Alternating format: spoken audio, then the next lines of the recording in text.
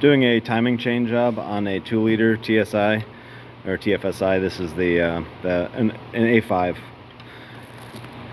I made a few videos already talking about this. I just want to show you because normally I can't show this well what's happening. This one actually has the problem. This is the little screen I'm talking about right here, and this on this little cam bridge.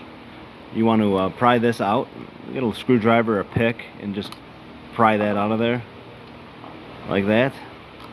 And then the screen is missing. You can see the center of this is completely missing. Usually, you know, if you're lucky, you'll find it right here in this hole. You can see it just sitting there, and that means it hasn't gotten into the you know, pieces of it may have, but it hasn't gotten into the balance shaft bearings or anything like that. So you can just take your little pick and grab it out of there.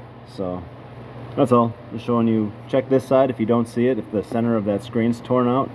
So get this round out altogether and then pick that little piece out of there, and then